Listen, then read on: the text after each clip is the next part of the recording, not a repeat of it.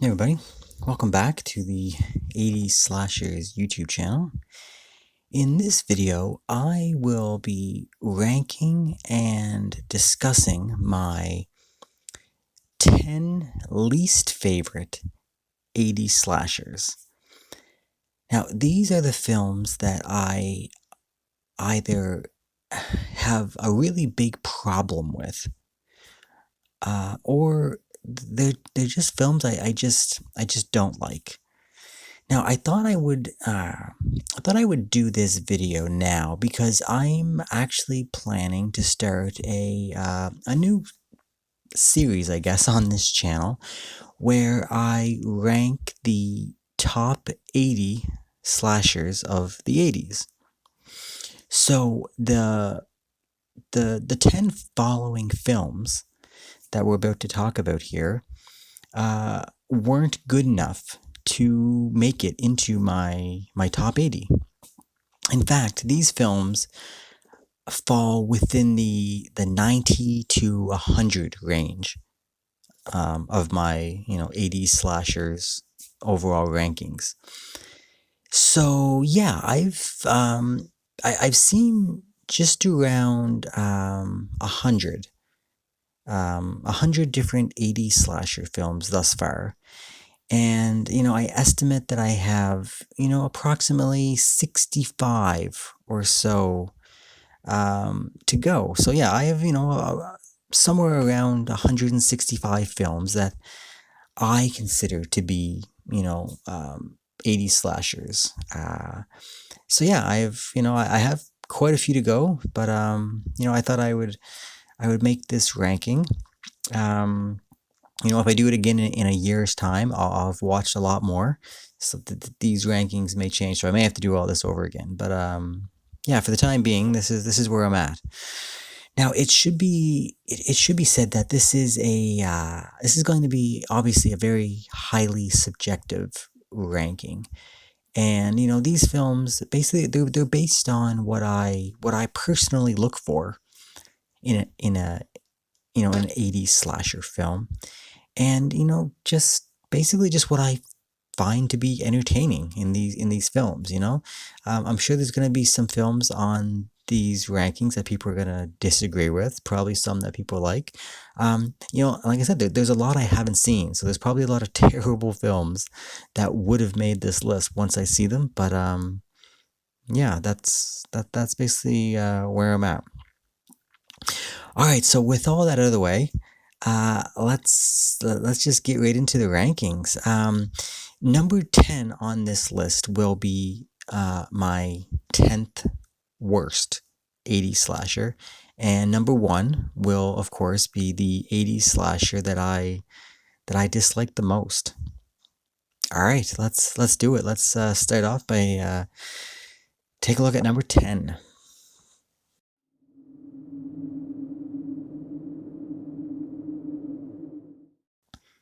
All right. So coming at number 10 from 1981, I have Home Sweet Home. Now, I'm gonna say this is the only film in these rankings that I don't really have any major problems with this film, and probably would say that I do kind of like this film a little bit. Um, the issue with Home Sweet Home that I have is it's clearly not a good film. It's not really well made.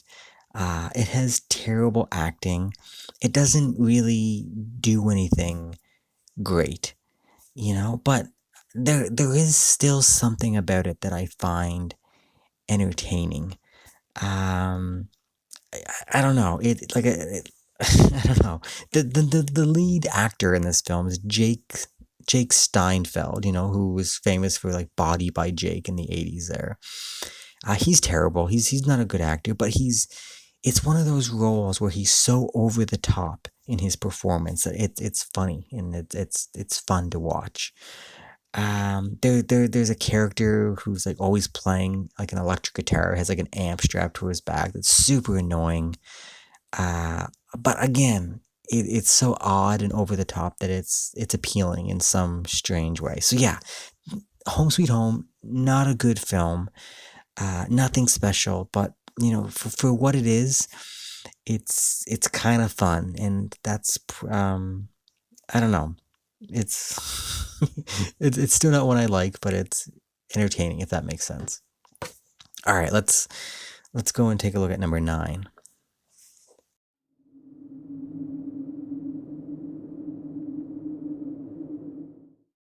All right, so coming in at number 9, I have A Nightmare on Elm Street 4, The Dream Master from 1988.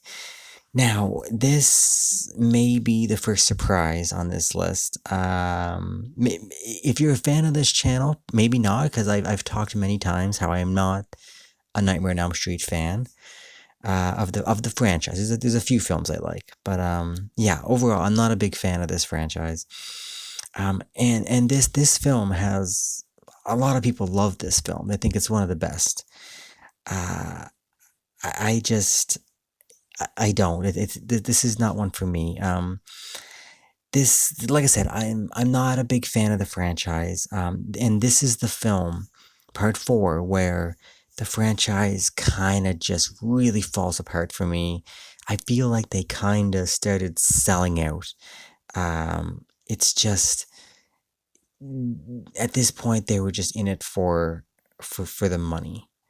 Um, yeah, like part 4 is a weird one because it kind of stopped being a horror film. Like there's still some traces left, but isn't really a horror film. They're trying to be comedic, but it wasn't really funny. Maybe back then, maybe in '88 it was. I don't remember, but watching it now through the lens of an adult, it's not funny. It's not scary. I don't really know what this film is supposed to be. It's just an odd mix that's just not really enjoyable for me. And I don't like the Freddy Krueger character at this point in the franchise. There's just nothing in this film for me at this point. Um, it's another thing that probably plays into this. It's the fact that people like this film so much. It just I don't know. I think it makes me kind of push back against it. Just I don't know. People like it, and yeah, I don't know. It's like I said, it's a well-made film. It looks good. Like there's good acting, all that, and this is it's funny because this is the '80s slasher that made the most money at the box office than any other film. So this is the most successful '80s slasher of all time. I just, to be honest, I kind of find it's a little bit stupid. I don't know. It's not for me. Again, this is highly subjective. Like I said, it's just, I don't know. It just feels like they're going through the motions at this point in the franchise, just trying to get as much money as they can. Yeah, I don't know. I guess that's all I have to say about that one. So let's move on and look at number 8.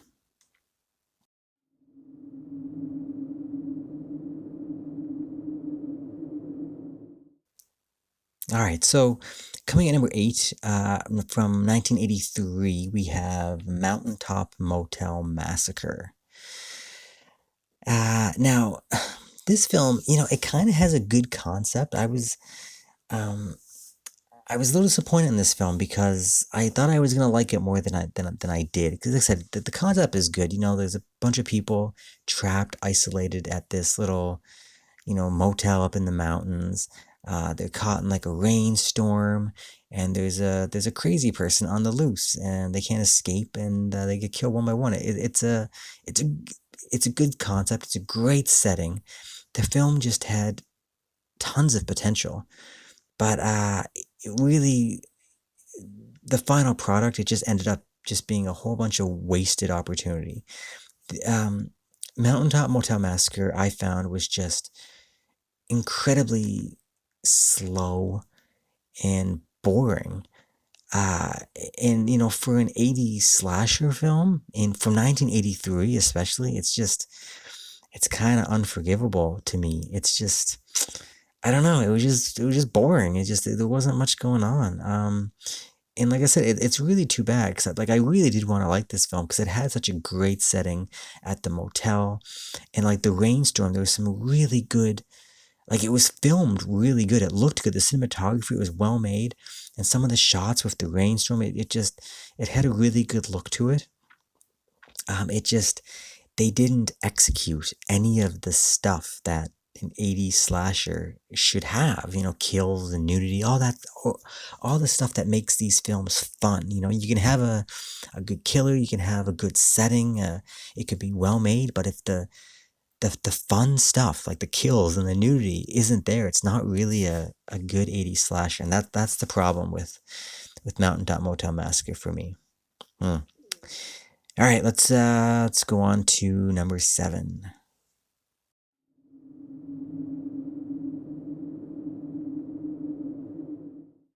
All right, coming to number 7 from 1989, we have Iced.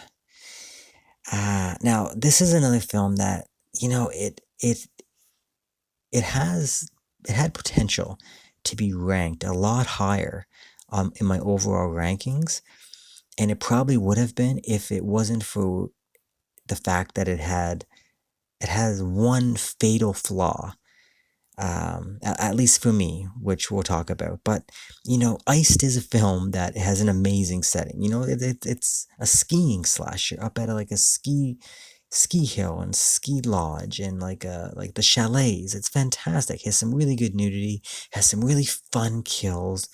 It has that cheesy late 80s terrible acting. Like these are all the things that I like in an 80s slasher. But unfortunately, like in it seems in an attempt to create like a really big twist reveal, like an aha moment, like we got you, like the filmmakers, like oh we got you, you didn't figure this out. In an attempt to create that, they the filmmakers cheated in their plot, and it basically broke the film for me. And it kind of made me really dislike it. I was kind of angry at the end of the end of the film because like it was broke. They broke the plot, and it was they were cheating. I don't want to get in too much of it, but basically there's a scene in the movie where you know like up until this point you're trying to figure out who the killer is. Like oh, it's one of these things. It's a who done it. It could be any of. There's a whole bunch of kids at the uh, um um they're not kids. There's a whole bunch of people at the ski hill, and there's a bunch of other suspects, and you're trying to guess who it is, and they're trying to drop these little clues. It could be this person, it could be this person. And there's a scene where there's and I was actively trying to figure out like who is. Oh, it's not this person. It's not trying to guess. That's part of the fun of these movies. And there's a scene where like there's a whole bunch of people in a room, and there's a phone call, and the killer calls them and is making threats and whatnot.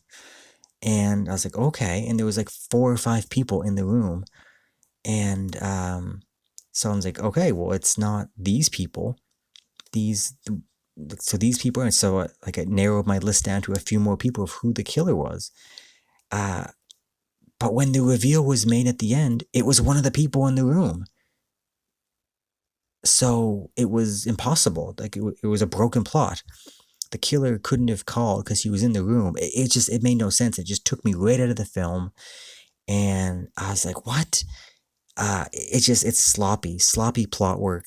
I don't even know if they, I don't know. I don't understand it. It's like I said, it kind of broke the film, and it's too bad because it really could have been one of the really fun late 80s slashers. But unfortunately, I have to put it here because it just angered me, and yeah, I don't know. So yeah, number 7, Iced. Too bad. All right, let's go and take a look at number 6.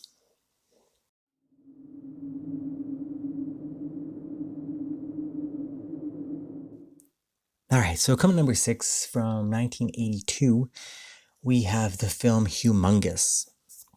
Now, this may be another unpopular choice because people really seem to like this film. You know, if you go on IMDb and you know other YouTube whatnot, people talking about Humongous, people seem to really like this film.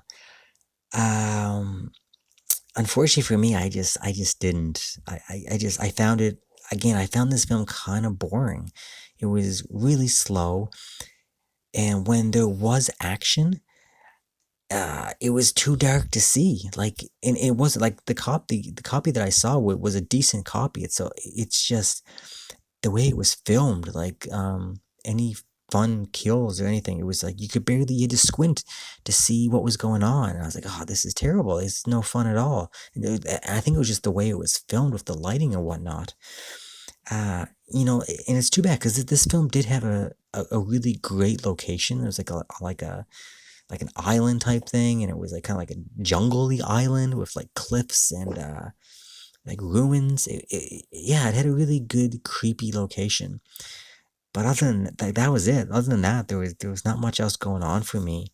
The whole like feral wild animal type of killer doesn't really work for me. I don't like it. Like the way that they conceive the plot and the backstory, the history. I don't know. It didn't work for me. It's just not something that I'm into. Um, I don't know. I guess this film is just a little too far removed from the regular 80s slasher formula. It's just, couple that with the slow pacing and the poor lighting.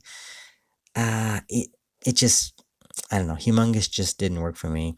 This maybe one that I need to revisit again, and maybe I'll change my mind. But because people do seem to like it, but for me, I just not a big fan.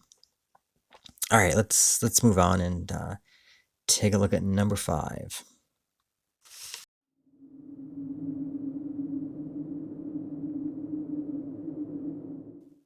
All right, so coming number five from 1980, we have To All a Good Night.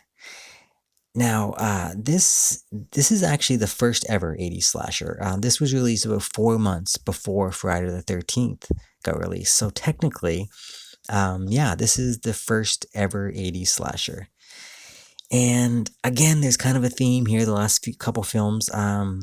This is another boring, pretty slow paced slasher film. Nothing really exciting happens. Um, and this is a Christmas slasher film. That's what it's supposed to be. And in that regard, it kind of fails as a Christmas slasher just because it doesn't really capture that Christmas feeling. It's a film that takes place at Christmas, and there's even a killer who's running around in moments in the film in a Santa costume. But that's it. It doesn't feel like a Christmas slasher at all. It was filmed in California, so it's really like palm trees. It's like a lot of sunlight, desert. I don't know. So that kind of bugged me. It was like it's supposed to watch this film at Christmas timing, a Christmas horror film, and it didn't work in that regard. And it had some decent kills. There was some pretty good nudity.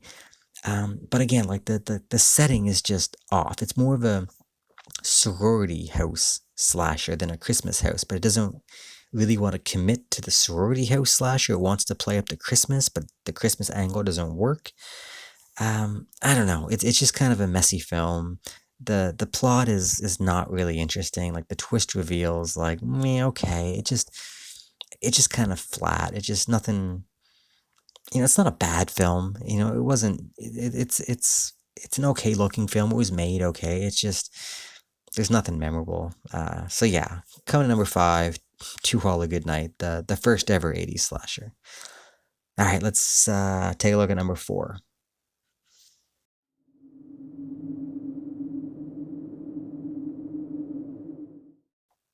All right, so come number four, from 1986, we have Bloodhook. Now, I've talked about this film a few times on this channel, but again, this is a film that I consider to be kind of broken, mainly due to some plot elements. Going into this film, my first time watching it, I thought I was really gonna like this. The cover art was great. It had a great setting around like a lake, fishing competition, like people getting killed with a giant fish hook. Or a fishing lure. I thought it would just be really, really fun, but it's all kind of flat. Um, but like I said, like like the kills are okay, and I think there's a little bit of nudity, nothing. I don't know. But the big thing with this is the plot, and there's multiple times throughout the film that the plot is just so unbelievable. Things happen. The characters do such unbelievable things that you just it took me completely out of it, and it just like I was like it made me like second guess like why would they do that now? And I'm someone I can suspend my disbelief for these films like it happens all the time. Like, okay, why would someone run upstairs? The killer's there, run out the front door, that kind of stuff. That's what we're used to. It's fine. Um, but this one is a little. It's too much. It just like I don't want to go into too many examples, but like there's a group of people here, and they witness their friend getting killed, and they freak out. Like, oh my god, our friend just got murdered, and they go to the sheriff, the local sheriff, and he's like, oh, we'll take care of it. Don't worry about it. Go back. So they're like, okay, and they go to bed and they stay up and they party and they wake up and they go out sun tanning on the next day and they're talking about like, oh, poor so and so who got killed, and I'm like, what? Like, there's no sense of panic. They don't care. And it's ridiculous. Like there's just little things like that all throughout the film.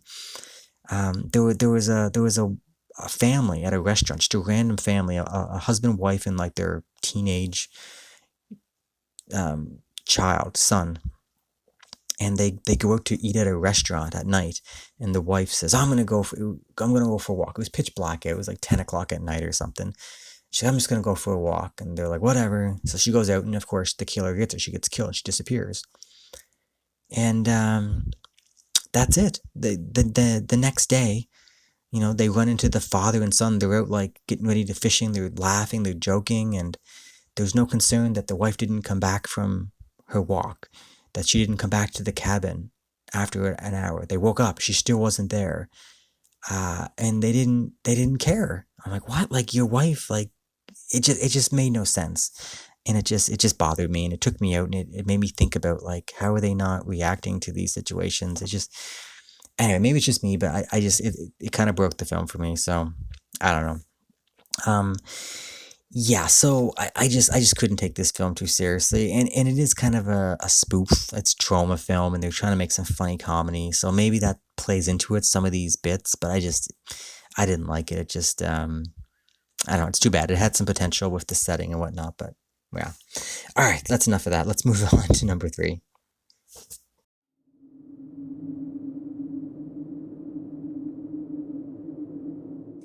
All right, so coming at number three from 1989, we have Silent Night, Deadly Night 3. Better watch out. Um, yeah, this isn't a good film. This is not a good film. Again, there's a theme developing here. It's just a boring, flat, really dry film. Nothing happens. Super slow paced. Um, like it's just everything is like really flat. No fun. Like the kills are no fun. No blood. Just well, there's some blood. They're just not exciting. There's no anticipation. There's no tension. The music is flat and boring. Sometimes there's kills when there's no music. Like usually you have like your Halloween, your Friday the 13th, that score that ramps up when a kill's about to come. There's some kills that happen. There's no music. It's really weird and it's off-putting. The story's boring. This film just doesn't seem to fit the genre at all. I don't know what they were trying to make. This is like a supernatural film, and that those elements are like just stupid and dumb. The killer was walking around with like a fishbowl on his head with his brain floating in it. It was stupid. It was pretty dumb. There is some decent kills. Like there is some, I don't know if you get to see a lot of it, but the kills are not too bad. And this is a Christmas slasher, and there is some decent Christmas feel. So it did okay in that regard. But it's just so boring. I was just looking at my watch or like my phone the whole time, just like when is this over? Trying to gauge the time. Yeah, this isn't one of those films that's so bad it's good. It's just kind of a bad film. So yeah, didn't like this one at all. All right, let's go on to number two.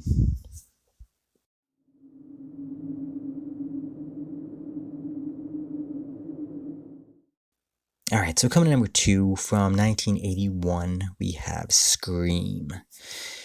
Now, again, I reviewed this film on the channel, so if you want a little more detailed thoughts, you can go back and check out the review. But this is again not a good film, not a good film at all. This is an '80s slasher. They claim to be it's claiming to be an '80s slasher, but it has no nudity, it has no kills, it has no blood, and it's that's kind of a cardinal sin for this genre. Like yeah, people die in this film, but we don't see it. We don't get them on camera. There's no practical effects. We just see people. The camera cuts away, it cuts back, and they're laying on the ground in a heap, dead. It's really weak. It's really really weak for an 80s slash. That's what you watch these films for. Is people seeing people get killed. Uh, yeah, it's just very strange. But worse than that is the plot. Like when this film ended, um, I didn't know who the killer was, and I didn't know what their motivation was. I was like, what? And like it wrapped up like I was supposed to be like, I get it. Oh, okay. I didn't know what was going on. Um, I had to go on the internet and I had to look it up, and I'm like, what? Like who's the killer? And there was like, in the middle of the movie, there's like a line of dialogue. Some old man is telling a story, like a ghost story, a legend. And it's like 3 or 4 minutes, super dry, super boring. I probably tuned out. That's why. But if you don't pay attention to that little 2 or 3 minute dialogue, that's it. Like you would have no idea who the killer was. And I was like, oh, okay, that's terrible. Um, so yeah, this film failed on almost every level of what makes an '80s slasher an '80s slasher. Like it's just, yeah, no nudity, no kills, no blood, no killer, no reveal. Yeah, this film is not good. It had a fantastic setting. That's all it had going for it, and a really cool Dr. Pepper sponsor, which was fun to see. It was peppered throughout the whole film, but other than that, there's nothing going on in this film. So, yeah, number two, Scream, not good. All right, let's take a look at the last number one.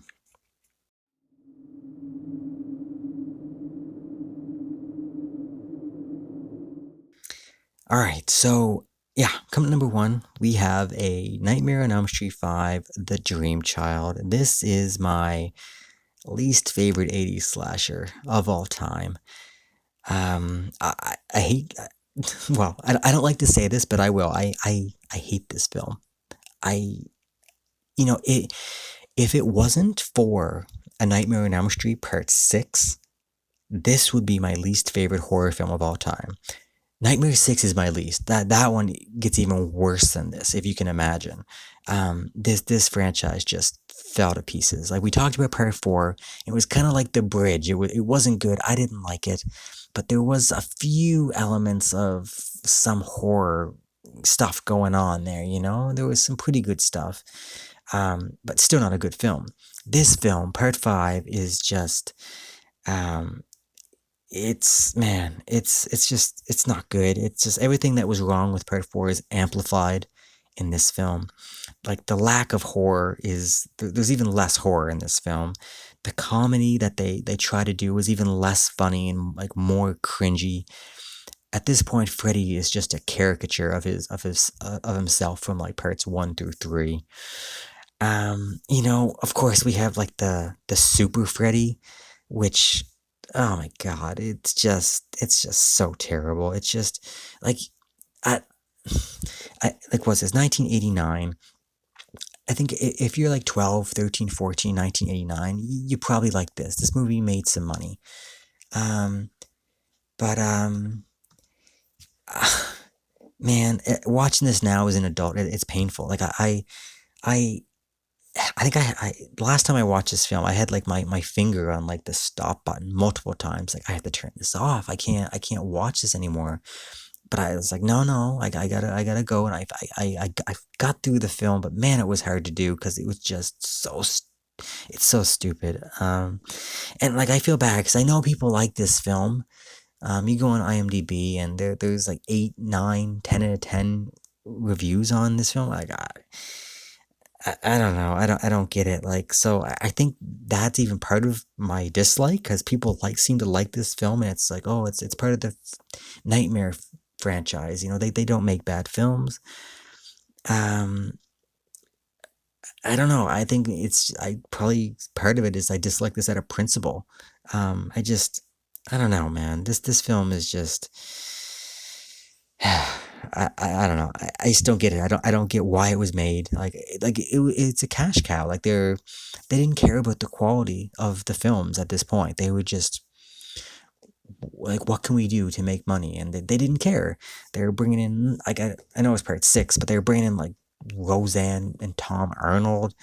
Um, like this and part 6 are like interchangeable. Like 6 is worse, but I don't know what they were doing. They're just terrible films. I just don't know what this film is. It's not a horror. It's not a comedy.